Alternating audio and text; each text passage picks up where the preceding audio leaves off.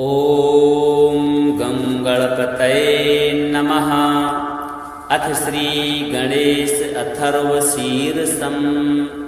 हरिः ॐ नमस्ते गणपतये त्वमेव प्रत्यक्षं तत्त्वमसि, त्वमेव केवलं कर्तासि, त्वमेव केवलं धर्तासि, त्वमेव केवलं हर्तासि, त्वमेव सर्वं खल्विदं ब्रह्मासि। त्वं साक्षादात्मासि नित्यं ऋतं वच्मि सत्यं वच्मि। अवत्वमाम् अवक्तारम् अवश्रोतारम् अवदातारम् अवधातारम् अवानुचानमशिष्यम् अवपश्चात्तात अवपुरस्तात् अवोत्तरात्तात अवदक्षिणात्तात अवचोर्ध्वात्तात अवाधरात्तात। सर्वतो मां पाहि पाहि समन्तात।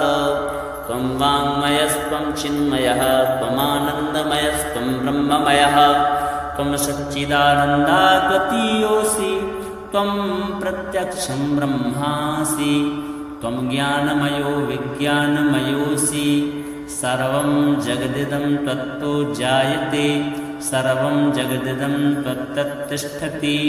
सर्वं जगदिदं त्वयि लयमेष्यति, सर्वं जगदिदं त्वयि प्रत्येति। त्वं भूमिरापो नलो निलो नभः। त्वं चत्वारि वाक्पदानि। त्वं गुणत्रयातीतः, त्वं देहत्रयातीतः, त्वं कालत्रयातीतः। त्वं मूलाधारस्थितोऽसि नित्यं, त्वं शक्तित्रयात्मकः।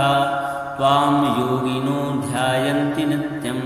त्वं ब्रह्मा त्वं विष्णुस्त्वं रुद्रस्त्वम् इन्द्रस्त्वम् अग्निस्त्वं वायुस्त्वं सूर्यस्त्वं चन्द्रमस्त्वं ब्रह्म भूर्भुवः स्वरों। गणादिं पूर्वमुच्चार्य वर्णादिं तदनन्तरम् अनुस्वारः परतरः अर्धेन्दुलसितं तारेणिरुद्धम्। एतत्तव मनुष्यरूपं। गकारः पूर्वरूपम्, अकारो मध्यमरूपम्, अनुस्वाराश्चान्त्यरूपं, बिन्दुरुत्तररूपं। नादः सन्धानं संहिता सन्धिः सैषा गणेशविद्या। गणकऋषिः निःसृतगायत्रीश्छन्दः। गणपतिर्देवता। ॐ गं गणपतये नमः। एकदन्ताय विद्महे वक्रतुण्डाय धीमहि तन्नो दन्ती प्रचोदयात्। एकदन्तं चतुर्हस्तं पाशमङ्कुशधारिणम् अभयं वरदं हस्तैर्बिभ्राणं मूषकध्वजं। रक्तं लम्बोदरं शूर्पं कर्णकं रक्तवाससं। रक्तगन्धानुलिप्ताङ्गं रक्तपुष्पैः सुपूजितं। भक्तानुकम्पिनं देवं जगत्कारणमच्युतम्। आविर्भूतं च सृष्ट्यादौ प्रकृते पुरुषात् परम्। एवं ध्यायति यो नित्यं स योगी योगिनां वरः। नमो रातपतये नमो गणपतये नमः प्रमथपतये। नमस्तेस्तु लम्बोदरायैकदन्ताय विघ्नविनाशिने शिवसुताय श्रीवरदमूर्तये नमो नमः। हरिः ॐ नमस्ते गणपतये त्वमेव प्रत्यक्षं तत्त्वमसि, त्वमेव केवलं कर्तासि, त्वमेव केवलं धर्तासि, त्वमेव केवलं हर्तासि, त्वमेव सर्वं खल्विदं ब्रह्मासि। त्वं साक्षादात्मासि नित्यं ऋतं वच्मि सत्यं वच्मि।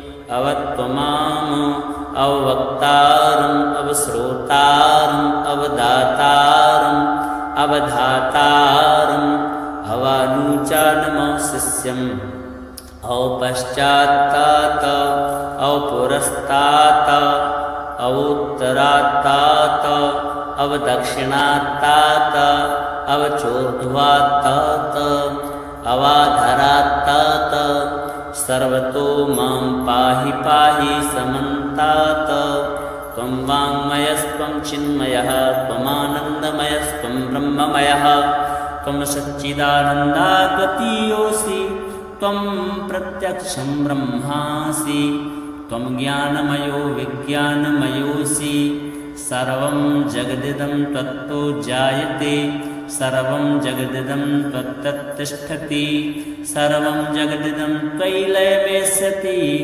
सर्वं जगदिदं त्वयि प्रत्येति त्वं भूमिरापो नलो निलो नभः त्वं चत्वारि वाक्पदानि त्वं गुणत्रयातीतः त्वं देहत्रयातीतः त्वं कालत्रयातीतः त्वं मूलाधारस्थितोऽसि नित्यं त्वं शक्तित्रयात्मकः त्वां योगिनो ध्यायन्ति नित्यं त्वं ब्रह्मा त्वं विष्णुस्त्वं रुद्रस्त्वम् इन्द्रस्त्वम् अग्निस्त्वं वायुस्त्वं सूर्यस्त्वं चन्द्रमस्त्वं ब्रह्म भूर्भुवः स्वरोम गणादिं पूर्वमुच्चार्य वर्णादिं तदनन्तरम् अनुस्वारः परतरः अर्धेन्दुलसितं तारेणिरुद्धम् एतत्तव मनुष्यरूपं गकारः पूर्वरूपम् अकारो मध्यमरूपम् अनुस्वाराश्चान्त्यरूपं बिन्दुरुत्तररूपं नादः सन्धानं संहितासन्धिः सैषा गणेशविद्या गणकऋषिः निःसृतगायत्रीश्छन्दः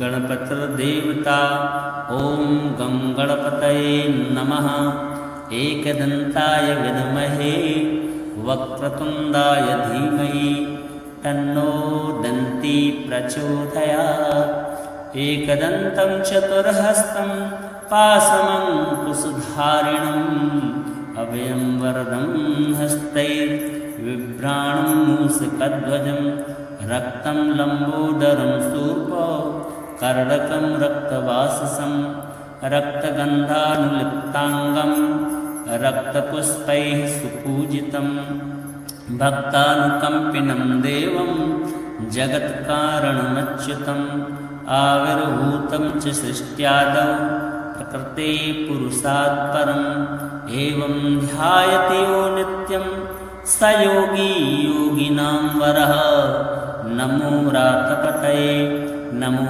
गणपतये नमः प्रमथपतये नमस्तेस्तु लम्बोदरायैकदन्ताय विघ्नविनाशिने शिवसुताय श्रीवरदमूर्तये नमो नमः। हरिः ॐ नमस्ते गणपतये त्वमेव प्रत्यक्षं तत्त्वमसि त्वमेव केवलं कर्तासि त्वमेव केवलं धर्तासि त्वमेव केवलं हर्तासि त्वमेव सर्वं खल्विदं ब्रह्मासि त्वं साक्षादात्मासि नित्यं ऋतं वच्मि सत्यं वच्मि अवत्वमाम् अवक्तारम् अवश्रोतारम् अवदातारम् अवधातारम् अवानुचानमशिष्यम् औपश्चात्तात् औपुरस्तात् अवोत्तरात्तात् अवदक्षिणात्तात् अवचोर्ध्वात्तात् अवाधरात्तात् सर्वतो मां पाहि पाहि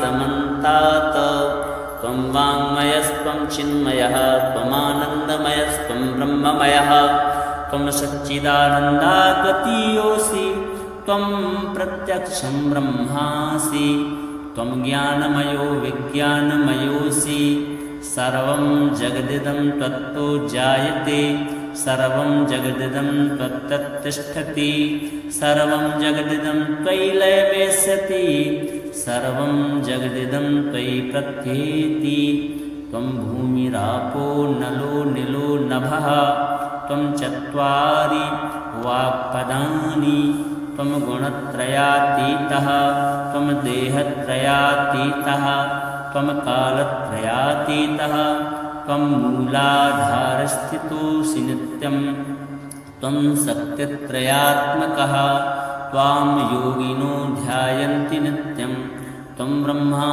त्वं विष्णुस्त्वं रुद्रस्त्वम् इन्द्रस्त्वम् अग्निस्त्वं वायुस्त्वं सूर्यस्त्वं चन्द्रमस्त्वं ब्रह्म भूर्भुवः स्वरोम गणादिं पूर्वमुच्चार्य वर्णादिं तदनन्तरम् अनुस्वारः परकरः अर्धेन्दुलसितं तारेणिरुद्धम् एतत्तव मनुष्यरूपं गकारः पूर्वरूपम् अकारो मध्यमरूपम् अनुस्वाराश्चान्त्यरूपं बिन्दुरुत्तररूपं नादः सन्धानं संहिता सन्धिः सैषा गणेशविद्या गणकऋषिः निःसृतगायत्रीश्छन्दः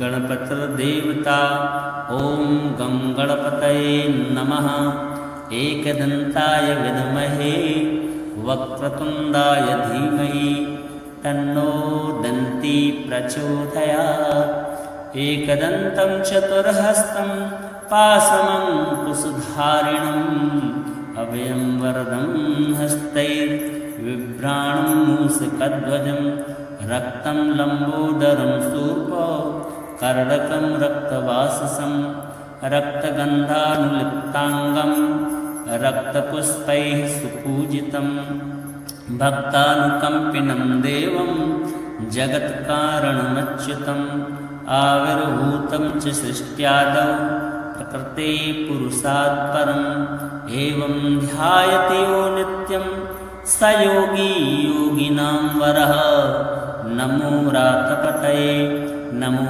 गणपतये नमः प्रमथपतये नमस्तेस्तु लम्बोदरायैकदन्ताय विघ्नविनाशिने शिवसुताय श्रीवरदमूर्तये नमो नमः। हरिः ॐ नमस्ते गणपतये त्वमेव प्रत्यक्षं तत्त्वमसि त्वमेव केवलं कर्तासि त्वमेव केवलं धर्तासि त्वमेव केवलं हर्तासि त्वमेव सर्वं खल्विदं ब्रह्मासि त्वं साक्षादात्मासि नित्यं ऋतं वच्मि सत्यं वच्मि अवत्वमाम् अवक्तारम् अवश्रोतारम् अवदातारम् अवधातारम् अवानुचानमशिष्यम् अवपश्चात्तात अवपुरस्तात अवोत्तरात्तात अवदक्षिणात्तात अवचोर्ध्वात्तात अवाधरात्तात सर्वतो मां पाहि पाहि समन्तात त्वं वाङ्मयस्त्वं चिन्मयः त्वमानन्दमयस्त्वं ब्रह्ममयः त्वं सच्चिदानन्दाद्वितीयोऽसि त्वं प्रत्यक्षं ब्रह्मासि त्वं ज्ञानमयो विज्ञानमयोऽसि सर्वं जगदिदं त्वत्तो जायते सर्वं जगदिदं त्वत्तत्तिष्ठति सर्वं जगदिदं त्वयि लयमेष्यति सर्वं जगदिदं त्वयि प्रत्येति त्वं भूमिरापो नलो निलो नभः त्वं चत्वारि वाक्पदानि त्वं गुणत्रयातीतः त्वं देहत्रयातीतः त्वं कालत्रयातीतः त्वं मूलाधारस्थितोऽसि नित्यं त्वं शक्तित्रयात्मकः त्वां योगिनो ध्यायन्ति नित्यं त्वं ब्रह्मा त्वं विष्णुस्त्वं रुद्रस्त्वम् इन्द्रस्त्वम् अग्निस्त्वं वायुस्त्वं सूर्यस्त्वं चन्द्रमस्त्वं ब्रह्म भूर्भुवः स्वरोम गणादिं पूर्वमुच्चार्य वर्णादिं तदनन्तरम् अनुस्वारः परकरः अर्धेन्दुलसितं तारेणिरुद्धम् एतत्तव मनुष्यरूपं गकारः पूर्वरूपम् अकारो मध्यमरूपम् अनुस्वाराश्चान्त्यरूपं बिन्दुरुत्तररूपं नादः सन्धानं संहिता सन्धि सैषा गणेशविद्या गणकऋषिः निःसृतगायत्रीश्छन्दः गणपतिर्देवता ॐ गं गणपतये नमः। एकदन्ताय विद्महे वक्रतुण्डाय धीमहि तन्नो दन्ती प्रचोदयात्। एकदन्तं चतुर्हस्तं पाशमङ्कुशधारिणम्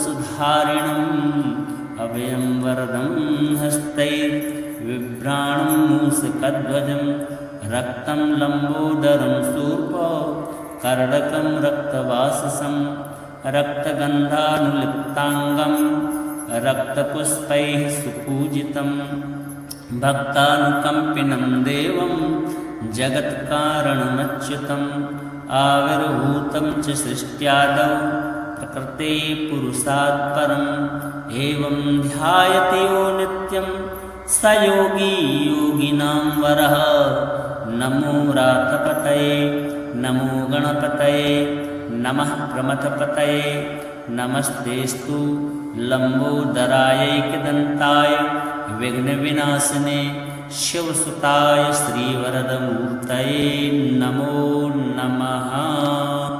हरिः ॐ नमस्ते गणपतये त्वमेव प्रत्यक्षं तत्त्वमसि त्वमेव केवलं कर्तासि त्वमेव केवलं धर्तासि त्वमेव केवलं हर्तासि त्वमेव सर्वं खल्विदं ब्रह्मासि त्वं साक्षादात्मासि नित्यं ऋतं वच्मि सत्यं वच्मि अवत्वमाम अवक्तारम् अवश्रोतारम् अवदातारम् अवधातारम् अवानुचानमशिष्यम् अवपश्चात्तात अवपुरस्तात अवोत्तरात्तात अवदक्षिणात्तात अवचोर्ध्वात्तात अवाधरात्तात सर्वतो मां पाहि पाहि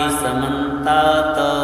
त्वं वाङ्मयस्त्वं चिन्मयः त्वमानन्दमयस्त्वं ब्रह्ममयः त्वं सच्चिदानन्दाद्वितीयोऽसि त्वं प्रत्यक्षं ब्रह्मासि त्वं ज्ञानमयो विज्ञानमयोऽसि सर्वं जगदिदं त्वत्तो जायते सर्वं जगदिदं त्वत्तत्तिष्ठति सर्वं जगदिदं त्वयि लयमेष्यति सर्वं जगदिदं त्वयि प्रत्येति।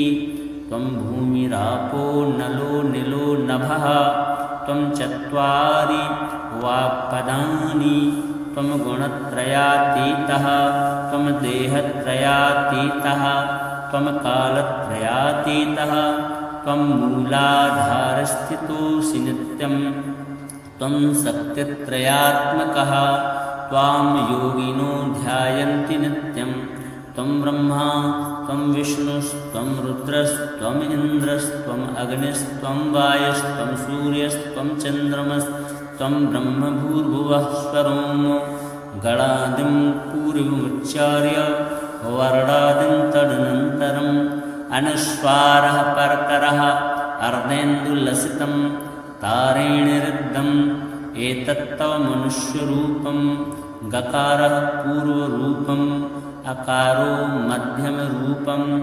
अनुस्वाराश्चान्त्यरूपं बिन्दुरुत्तररूपं नादः सन्धानं संहिता सन्धि सैषा गणेशविद्या गणकऋषिः निःसृतगायत्रीश्छन्दः गणपतिर्देवता ॐ गं गणपतये नमः। एकदन्ताय विद्महे वक्रतुण्डाय धीमहि तन्नो दन्ती प्रचोदयात्।